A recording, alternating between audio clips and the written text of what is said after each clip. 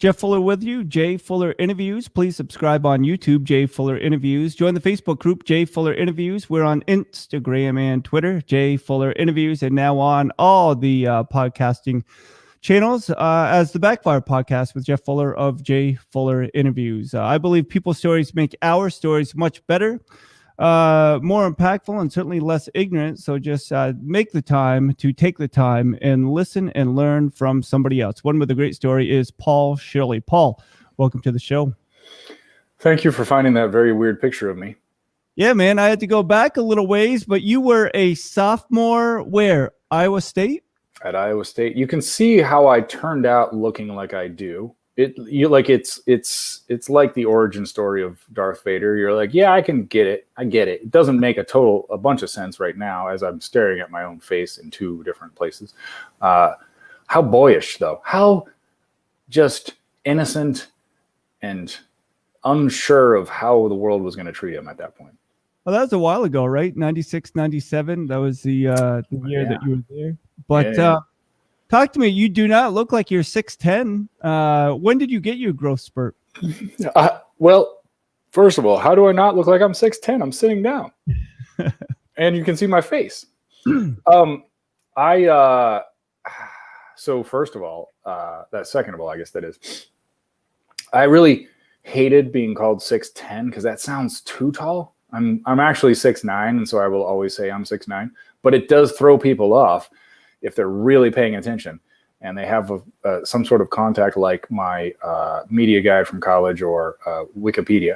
And the answer to your question is I never really had a growth spurt, which was amazing for my coordination. Like I just sort of slowly kept growing.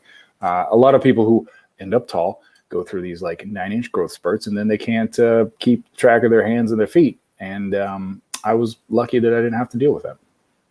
So as I shared off air, several years ago, I read your book, Can I Keep My Jersey? And I tried to track you down, and I just couldn't do it at the time I had the radio show. But I had the good fortune of interviewing Jeff Pearlman a few weeks ago, and he wrote the book, Three Ring Circus, of which you appear.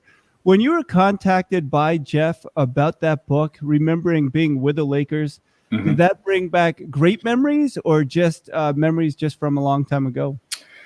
It brings back faded memories mostly. I suppose memories with the Lakers are a little more vivid because it's the first NBA team I went to a training camp with. And not coincidentally, it's also the first team that I got cut by. They released me long before the season started because I was not nearly good enough to be on their actual regular season roster. So in most cases, when it comes to looking back at my basketball career, it's a job of, when you're at an event and you see someone whose name you know, but you've forgotten and you should know it. It's one of those people where you're like, I definitely should know it. It's not just like I forgot it. It's a person I should know. That's how I feel sometimes when people bring up memories from my own basketball career, because I'll be like, in my head, I am sure that this was important to them. And so I don't want to diminish that importance in their head, but I have no idea what they're talking about because I played so many basketball games in so many countries and so many arenas that it's a jumble. It'd be like remembering, I've got books behind me, right? It's like remembering what happened on page 200 of this Richard Ford book. You're like, I'm sure something happened at that moment, and I'm sure it was impactful for you, but I can't remember.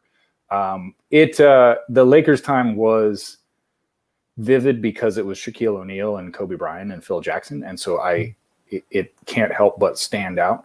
But it's still also 20 years ago, so it just seems like it's gotten lost in the fog. I had the good fortune of interviewing Steve Hale, who played back with Michael Jordan at North Carolina. He's a pediatrician here in Vermont. We actually have golfed a couple times together, and he's a great guy. Mm-hmm. But we're just laughing how he'll run into people, and they know the exact game, point in time of the game, exactly everything that happened when he was the one playing in the game. And he said it just kind of takes him back. Do you feel the same way when people tell those stories? Yeah, and you mentioned at the outset the value of stories. I think, and I don't think this, I know this, smarter people than I have said this, that what is the value of like an actual factual remembrance of an event? Not a whole lot, right? It's always going to be contextual. It changes if you were a fan watching one of those games. You have a certain take on it, and you're probably actually going to even remember it a different way than the person who's sitting next to you because of how you got to the arena or whatever the thing is. That, of course, doesn't excuse like outright lying to people about what happened, but I think it is interesting and worth being forgiving of the fact that like everyone's account of the same event is going to be so affected by like whatever psychology they brought to it themselves. And I think that when you're an athlete, it's hard to remember that these things can be so impactful to a fan when to you it's, well, I also was worried about the fact that my ankle hurt and my girlfriend just broke up with me and I missed home or whatever these other things were that are also influencing the way that I viewed the game or the season or whatever they're remembering. And apologies, my clicker is stuck on this, so we'll bring up this slide. You have written a couple books, as I alluded to before, Can I Keep My Jersey? And then Stories I Tell on Dates. When you look at how Jeff Pearlman writes and other authors, what do you try to take from what you view from them and incorporate how you write an author? I tend to read mostly fiction, and my next book actually is fiction after several failed attempts at novels, and so I don't know. I think some of it's getting out of the reader's way and being as conversational and simple and direct as possible. I like the quote about how I think it's Winston Churchill who said like a smart man is able to express complicated concepts in simple terms and an idiot does the opposite. And so I think like there's a lot of value in making sure that something is consumable by as many people as possible. I think Jeff does a really good job of that. He speaks in plain language and doesn't try to obscure what he's after. I get really frustrated when people are trying to be really writerly. And I think I get frustrated when I'm doing that myself. I notice in my own writing that if I get really flowery or if I try to sound like a writer, then it's usually bad. Yeah, my daughter, I was helping her with some vocab words, and I told her if anybody ever uses that in a sentence, you can punch them in the throat. That was certainly in jest, but sometimes it is a little bit too flowery, as you said. Talk to me about. Go ahead. Oh, I was going to say, you can kind of tell when somebody's trying to shoehorn a word in. Like they were just like, oh, I really want to say this. It's also, we live in a time that is colored by social media. And there are certain faddish phrases and terms that enter the lexicon that get really annoying really quickly. I think people love to use the word, overuse the adverbs truly and deeply these days. Like I'm deeply hurt by this. You know, you could just say you're hurt by it. That's fine. Or like, this truly matters. You can just be like, well, you'd be all right if you just said it mattered to you and I would take your word for it. And so I think it's also in terms of being a writer, whatever that means, I do think it's important to, as best you can, think of new ways to say things. And that seems to be in short supply these days. I notice all the time when people are doing an event, they'll be like, I'm so excited to get to do this thing. You're like, excited? Is that really what you meant? Like, how many times in the year am I excited about something? Like 8 times or something? So like whatever like appearance you're doing, you're probably not that excited about it. You might be looking forward to it or whatever. But I think that exactness is also, it's important when you're writing, like to know, like, can people count on me saying exactly what I mean?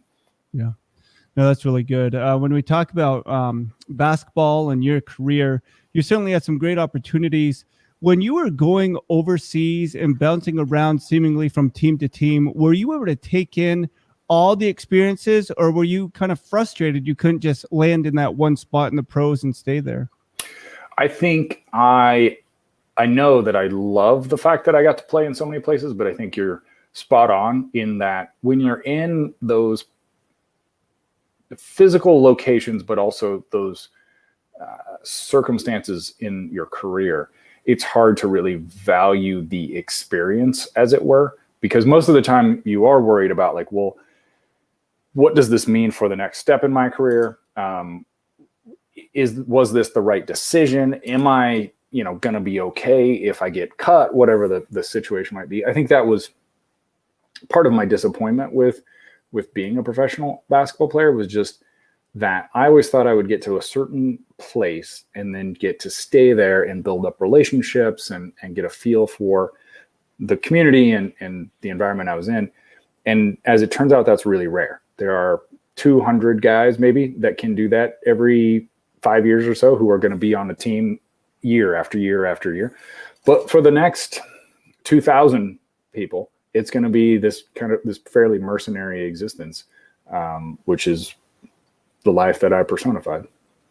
Yeah, I had an opportunity to interview Chucky Brown, who had the dubious honor of, at the time, playing for the most NBA teams of any player, and it was just different, bounced around, but it was not. It was just still in the NBA. Backing a little bit to your childhood, when did you realize that you were going to be a basketball player, and did you really love the game, as some would suspect for you playing so long? I was actually just working on writing about this. I'm working on this book called "The Process is the Product," which is all about, like, I think if you can't figure out how to love the process, then you're sort of sunk. And it's interesting looking back at a professional athlete's life, because you sort of assume they must have decided at a certain point, like, well, this is what I'm going to do. The truth is that when I was 12 or 13 or 14, when I was starting to play some basketball, I was interested in a lot of stuff. So I was way into spelling bees, for example. I was in Boy Scouts. I was in 4-H. I was terrified of girls, but I was interested in going to dances and continuing to be terrified by girls. And so I don't think you would have, if you had asked me at that time, what are you going to do when you grow up? I would have said any myriad group of things, right? And then it started to be true that I noticed that with basketball, the uptake was really quick. I had played baseball as a kid and was fairly good at that. And that was sort of my first love. But I could just sense that with basketball, there was something about it that, like, I got quicker than other people. And I think that was really addictive. And it was actually kind of this first inclination I got that what I really cared about was not so much the games or the pageantry, although that was really fun and addictive. It was more the sense that I could go into the gym or I could go to my parents' backyard and leave after an hour significantly better than when I had gotten there.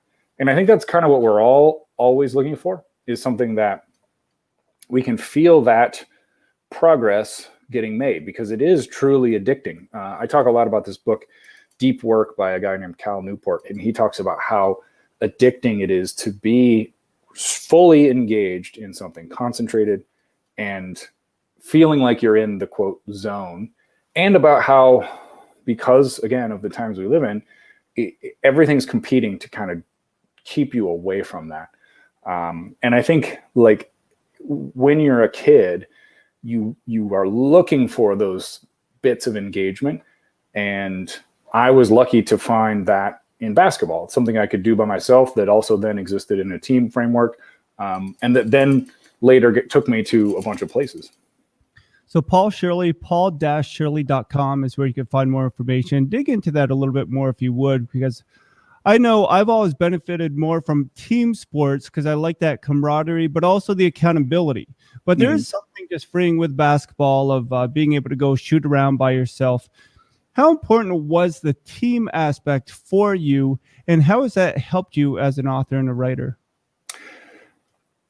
I certainly had a different experience with teams because I played for so many, right? I just bounced around. In Europe, a lot of the time, Americans are on one-year contracts, and often I was the guy that would get sent to replace someone. I would play there in Barcelona for 4 months as a replacement for Maceo Baston, who played at Michigan and had a brief NBA career, and who, by the way, I thought was Irish. I thought his name was Macy O'Baston until I got to Spain and learned that his name is Maceo Baston. Anyway, so that was a job that came up because I had gotten cut by the Atlanta Hawks.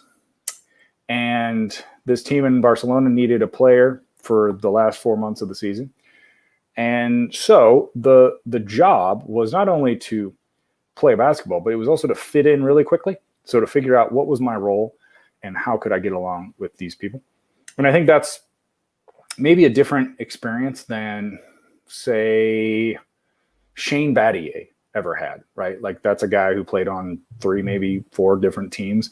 And so was in each place for 3 or 4 or 5 years. And so he was probably tasked with the job of like cultivating a steady relationship with people. So for me, I think the individual side that started in the backyard eventually manifested in this ability to fit in and kind of be a chameleon in a lot of different places, and has actually really served me well in the world of whether it's writing or business or whatever it might be, because I think I'm able to capitalize on that experience and much more quickly figure out like, well, what's needed in this situation. I think I would have loved, and I had a few towards the end of my career, chances where I was on teams that were steady and stable. But realistically, there aren't very many of those. You know, it's not only that the players are going to be coming and going, it's also that the team may not be very well run.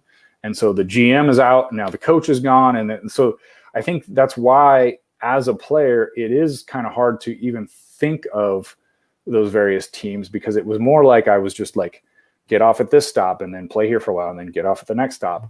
And I think that's actually much more, that's more the norm than people realize in all sports, really. It's always going to be about figuring out how do you fit in really quickly. Well, I heard an interview, and it was a professional athlete, and they said that they had greater relationships from their college days than their over a decade time professionally. And they simply said that when you're a professional, everybody has families, or you're just older, or you don't have that long-term contract. Yeah, and it's also hard, I think, because the egos get involved, right? I was always the best friends with the trainers on teams because, I mean, I don't know why exactly, but it felt like those guys knew, I'm good at this, I'm going to be here for a while, I'm happy to share my life with you.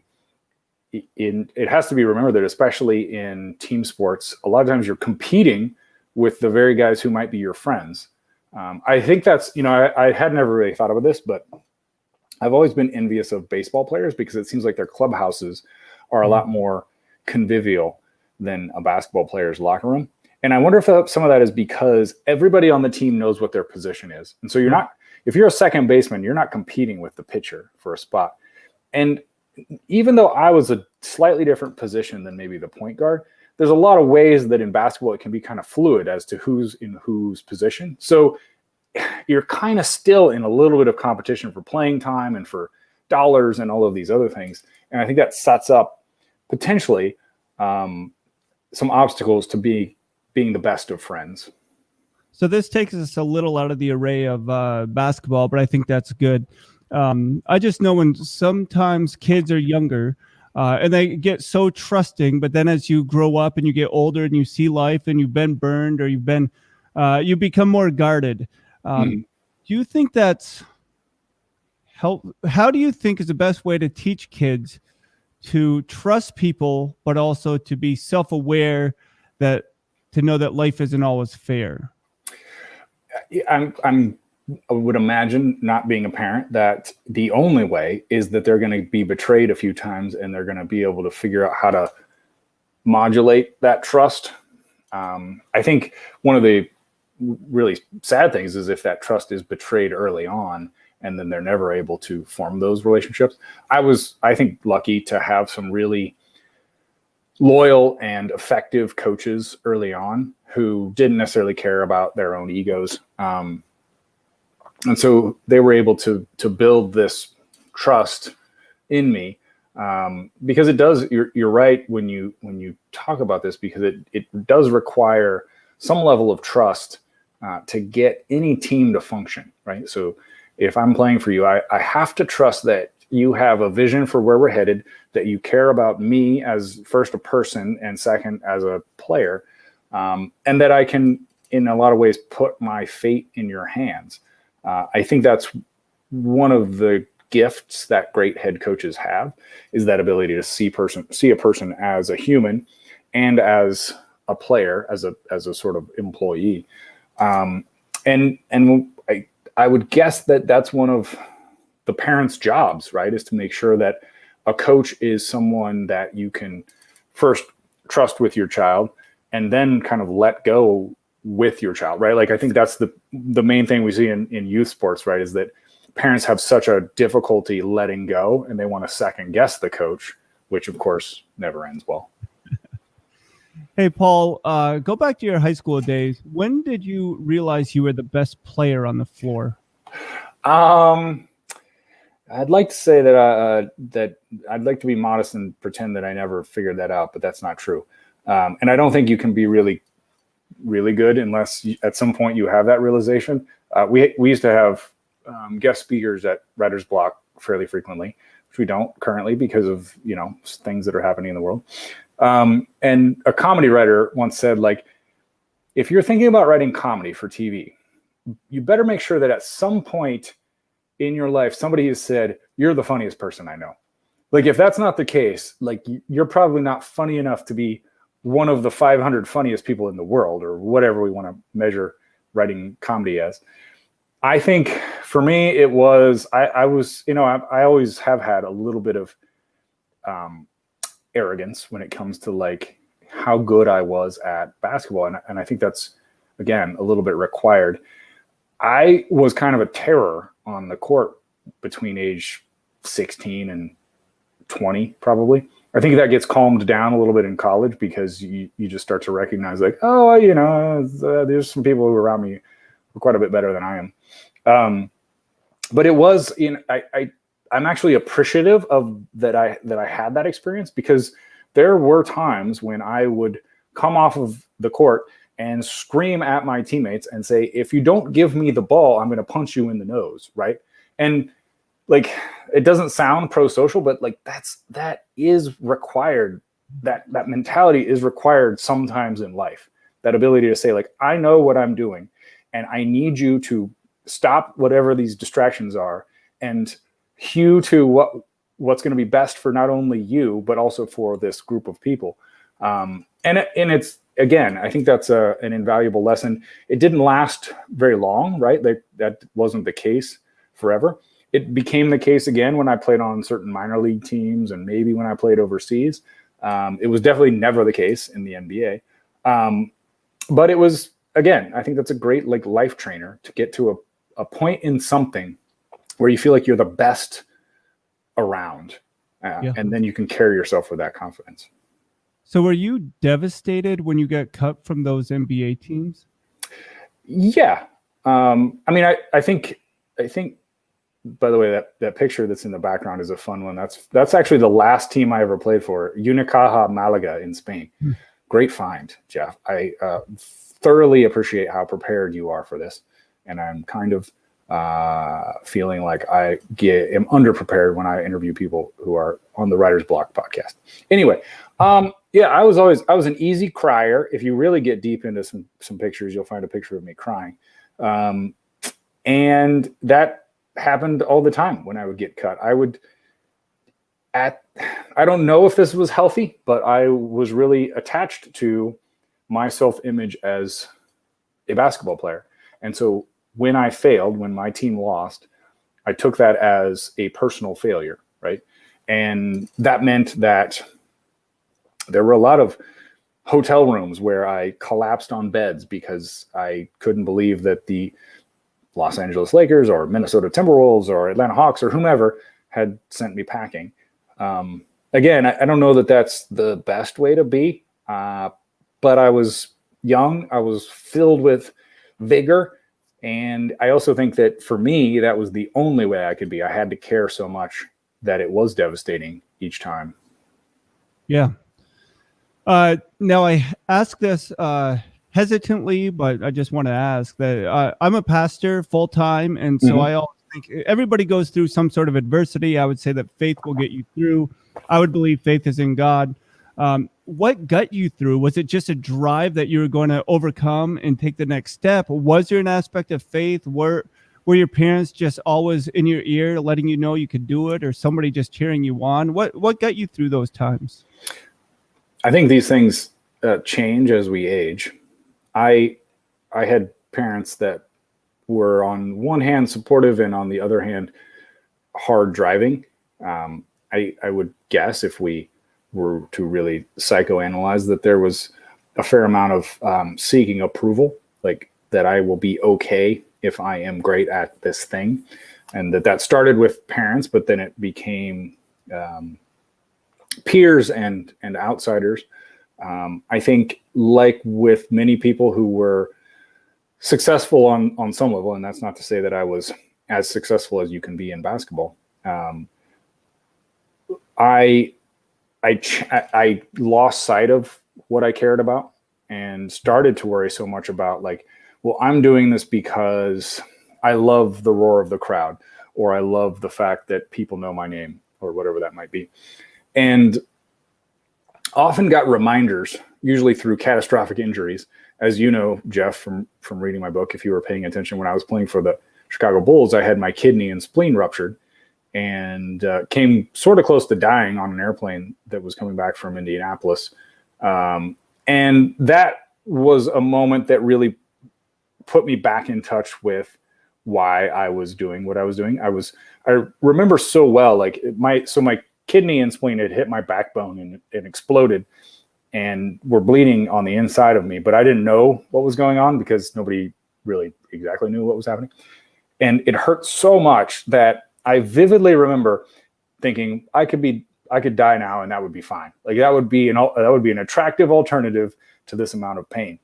And I think, and this is not new, like many people have been through kind of near-death experiences. I think what happens then is it reawakens you to your priorities. And that doesn't happen instantaneously. I think there's a little bit of mythology around like, well, then I woke up and everything was different. It took me a while to put that together, but I realized that I had gotten really wrapped up in being, I don't want to say famous, because at that point I sort of understood, like, you're not going to be Larry Bird, Paul. Like, that's sort of beyond the pale. But I had gotten wrapped up in the trappings of being a professional basketball player, mostly just psychologically, and was fortunate to connect with someone, a guru, as it were, named Scott Wedman, who kind of basically like retrained the way that I thought not only about basketball, but also about life in general. Got into meditation and mindfulness generally, was able to focus on enjoying a life in addition. This may not be exactly what it may seem at first sort of antithetical to what you're talking about, but I didn't drink until I was 27 years old, which is kind of insane for, somebody who was a highly driven athlete at a party school in Iowa.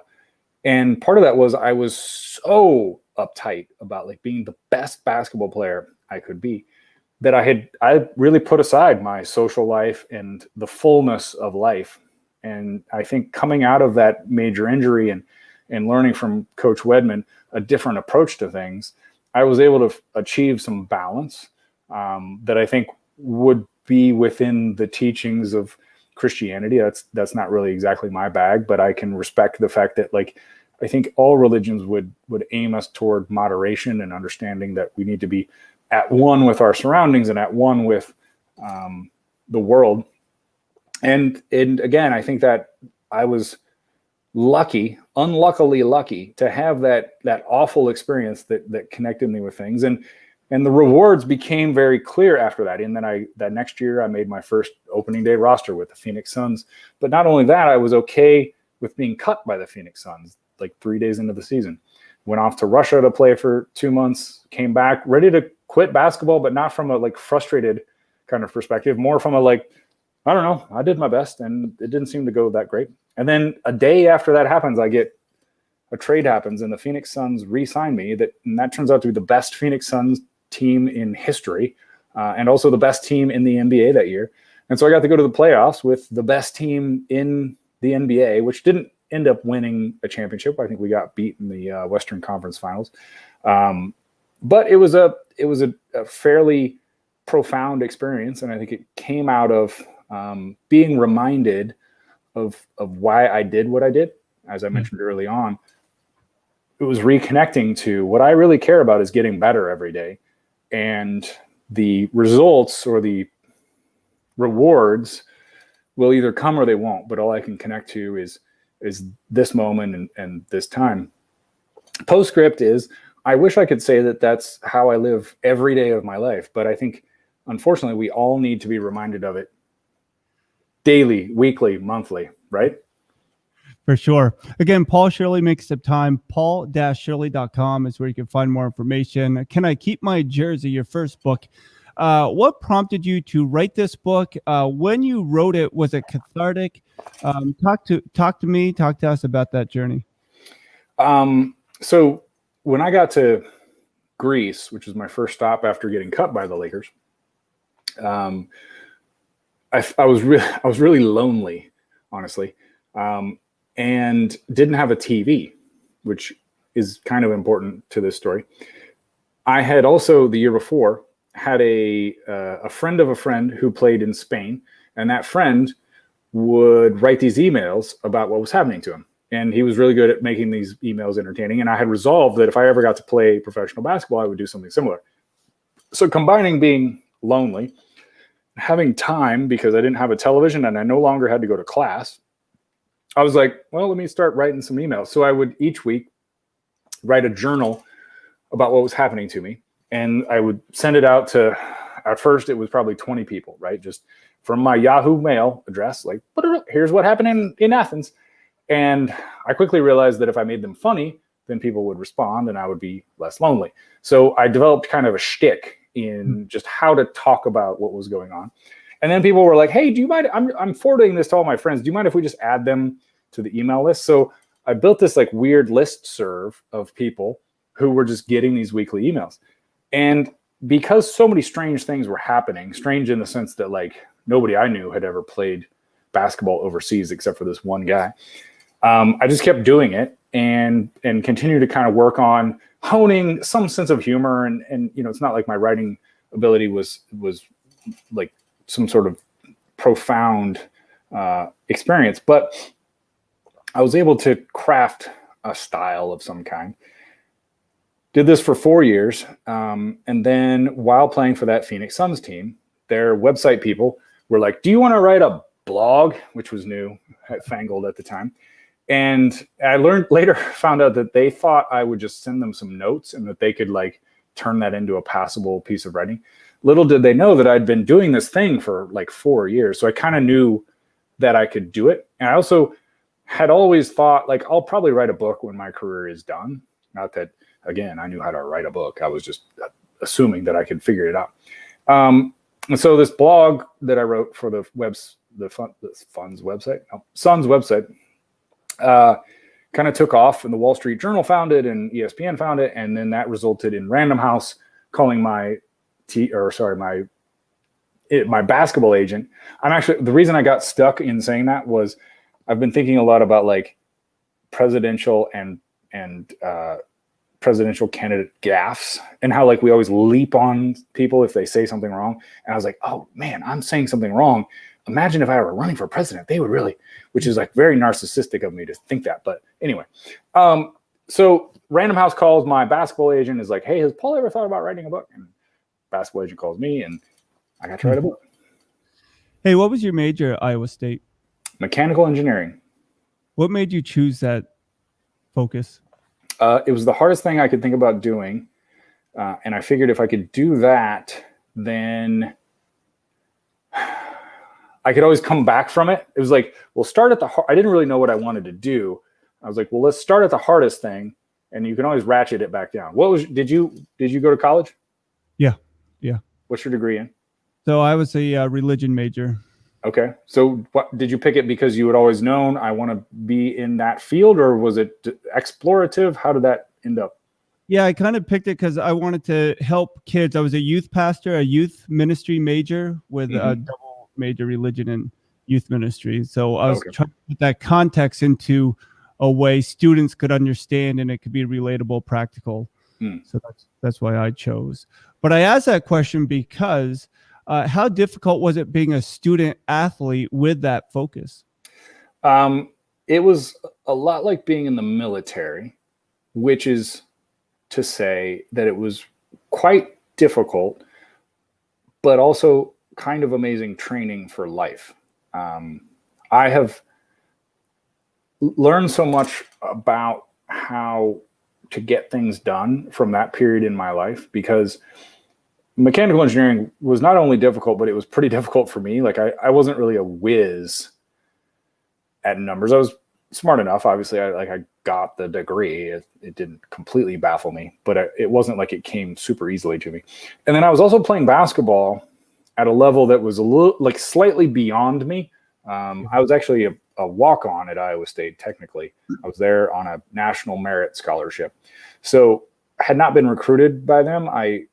Long story, but ended up there mostly because I did well on the PSAT. And then was able to talk the head coach, Tim Floyd, into making sure that he never told anybody that I was a walk-on, because I felt like if anybody found out, then they would think less of me, which is probably right. So anyway, I was kind of doing these two things that I was slightly overmatched in. And weirdly, I think doing both of them made each of them slightly easier. I noticed early on that I had, for example, dorm mates next to me who, one of them was also in engineering. And I remember pretty clearly, like, just knocking on his door and saying hi before I had to go off to practice and saying, like, hey man, what about this project we have, or whatever the situation was. And he was like, yeah, I'll get to that later. And I was so envious because he had from 2 o'clock to whatever, 11 o'clock to work on this thing. Right.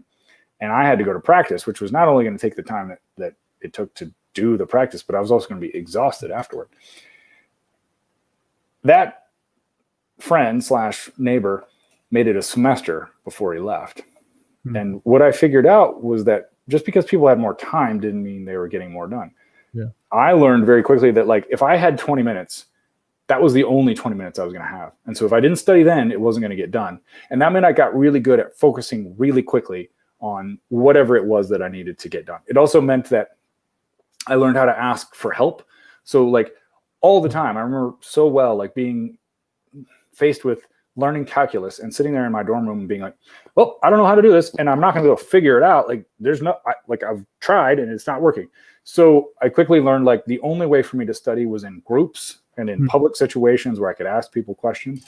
So it taught me so much about productivity because it was so difficult. It was, when I say it was really difficult, it was difficult because I needed everything to kind of match up like gears, right? Like, I couldn't miss a class. I couldn't miss a study session.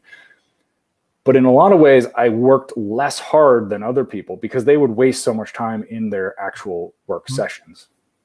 That's good. So this picture behind me, as you mentioned, it's the funnel team that you played for. So first of all, how many jerseys did you get to keep? Great question for the audience member who needs refreshing. My book is, of course, the first book is called Can I Keep My Jersey? The name of which came to me because when I got cut by the Lakers, I went to the equipment manager, whose name was Rudy. And I said, all right, so they sent me on the way. So I came to pick up my jersey because my jersey had my last name on it. And, even though I was only a training camp invitee, that meant I was playing preseason games and was a pretty legit member of the team. And he's like, we're not a club that does that. And I was like, oh, geez, that's kind of, I don't understand. Like, you're the Lakers. I think you can afford to give me this now worthless jersey. I didn't say that. I just went to the makeshift locker room that I'd been assigned to change in and stole 2 pairs of shoes as my retribution. What were those shoes? Do you remember the some low top Adidas, if I remember it correctly? They weren't even basketball shoes. They were just like cross training shoes. And I'm sure the Lakers never missed them. So anyway, from there, not a single team ever said no when I asked if I could have my jersey. Everybody else was like, of course, we don't want it. It's completely worthless to us. Here, to have 3 of them. So I have probably 16 jerseys. I don't think I kept I played for a Chinese team that was headquartered in LA briefly. And I actually made a point when I quit that team. It's the only team I've ever quit, of taking my jersey and being like, keep this. I don't ever want to be here again, because it was such a bizarre situation. But other than that, I have a lot of jerseys and nothing to do with them, because I'm not a person who's going to like litter my house with old like jerseys from when I played in Atlanta for 10 days. That nobody cares about that. I'll take that. You can sign that and I'll hang it. But no, Paul Shirley, Instagram and Twitter is Paul then Shirley. You can find him there. Talk to me again or a little bit more with that injury with the Bulls. How serious did that become? Were you just shocked that you recovered? What went through your mind as far as continuing to play after that injury? Well, Jeff, I might die at any moment. That's what the prognosis was. So let's see if we get through this podcast. It was pretty real. It was the real deal as catastrophic injuries go. But I was also 25 years old, and as you can see in the photo behind you, I was in pretty good shape. So I was about as indestructible as a human can be, which is good, to any sort of physical injury. I think I was of course scared, but I don't know that I was afraid that there would be no coming back from it. I remember like being in the hospital and they were weighing whether to take out my spleen and kidney, and it ended up that they didn't need to do that, which was good news. I think when you're young, you're dumb too. And I know I was, so I wasn't thinking like, well, this could be the end. It was more just like, well, all right, I'm going to have to take some time to heal. I do think that I'm always interested in how when they talk to athletes about like who are hurt, they'll be like, well, so he just couldn't wait to get back in there. And I think that's what we say. Maybe I never was able to do this, but like with that, I was in no rush to get back, because I was like, that was very close to me being dead. So we're going to take our time with this, which it was also, I believe, born out of this realization that like teams, especially when you're like me and you're kind of always in between, they don't necessarily have my best interest in mind. They have their best interests in mind. And I think I was able to put that together pretty quickly. So I think that would be my parting advice is whenever a guy is on the sideline and they're interviewing him and he's saying like, I just can't wait to get back out there, he's probably lying. Paul Shirley makes up time. Talk to me a little bit about writersblock.org. So we help writers get writing done. I, as you've probably put together, believe pretty strongly in process, but I also believe in community. I'm fairly social as a human. And I think that has sometimes worked against me as a writer. I just have a hard time sitting in a room by myself writing. I like to be with other people in coffee shops talking about what we're working on and how hard it is and how we're never going to be worth a dang as a writer. And so 7.5 years ago started a thing that was meant to at first just be kind of like a chance for writers to get together. And it grew and grew and grew, and we eventually got our own space. We now have an online version of what we do, which is fittingly Writer's Block Online. And what's, I think, been heartening about it, not only have I gotten a crash course in how to run a business, but I think that we've been able to demystify the process of writing a little bit, which is something that's near and dear to my heart. I've always had a hard time with the way that that in-groups keep people out of their groups. So at your church, right, I'm sure it's important that you are welcoming to new people if you want that church to grow. I find that a lot of organizations can get stuck in their own insularity, and that writers can be especially prone to that because they can start to think like, well, there's only so many spots and I don't want to give somebody else my spot. And that's generally not a great way to think about things. So I've enjoyed the fact that we've been able to show people that they can build a team, have other people to count on, and that can actually go a long way toward pushing their writing forward. And that once they start committing to writing, I'm sure you see this in the church, it's interesting how other things line up. Once you commit to like, I'm going to write every day, you're like, well, I've got that writing session for an hour. I might as well work out beforehand. Like, oh, you know what? Since I'm going to get up and work out, I might as well go to bed a little earlier tonight. And it's interesting how that becomes a little bit of like personal development and personal improvement. When you commit to something and when you commit to a community, you're just much more likely to act on the things that you've always wanted to accomplish. Well, that habit stacking, right? I think it's called, is just so important. Paul Shirley, paul-shirley.com. You seem like a guy that can have a laugh at yourself, and maybe you really love this picture. But when you look back at the different things that you've been a part of, and just with basketball, the places it's taken you, brought you from just Iowa State to all over the world to playing in the NBA, what advice would you tell kids that think they're going to make it professionally or succeed, however they define success, but you know that it's a longer road ahead? Do you look with the steely eyes and say, just grit your teeth, you're going to make it? Or what advice would you give them? I do think it comes back to, and I don't know that this would be a valid question to ask a 13-year-old, because a 13-year-old would probably shrug it off. So there's a better way to ask it. But I think it's asking someone what they value about that particular pastime, whether it's sports or it's writing, or if it's pursuing a degree in youth pastoring, right? Because as I mentioned, the outside rewards will never sustain you. However, you can connect to like, oh man, I feel better after I do this thing every day. It tends to carry you forward because you're able to remember when you sit down, like there's something waiting at the end of this that's worthwhile. Like none of us really love going to work out or meditating at the start. We're always like, I don't want to do this right now. Praying, right? You're always like, well, I don't really want to do this, but you're rewarded at the end. I think what we forget to do often is to make a mental mark or an emotional, psychological mark of like, I enjoyed that, and I need to hold on to this feeling because this is what's going to carry me through. So even in thinking about you and I talking, right? So I needed to schedule my day around this a little bit. And on one hand, that's a little bit annoying because I'm like, there's so many other things I could get accomplished, right? This guy's a stranger. I don't know who he is. But as we're finishing this interview, it has given me this opportunity to think about some of the things that I often talk about at Writer's Block. It's given me this chance to get to know you, to maybe reach out to one person who is like, oh man, I see a little of myself in that guy. And so therefore, I'm going to leave with a really positive feeling, thanks to the fact that you reached out to me. And I think what's important is noting that, is me saying, you know what, that was great. And so then the next time somebody asks me to do something that may at first seem like, well, this will take an hour out of my day, it's remembering like there's this great reward waiting for us at the end. You know what? Who would never listen to what I just said is a 13-year-old. As we finish up, talk to me about Ball Boy, a novel by Paul Shirley.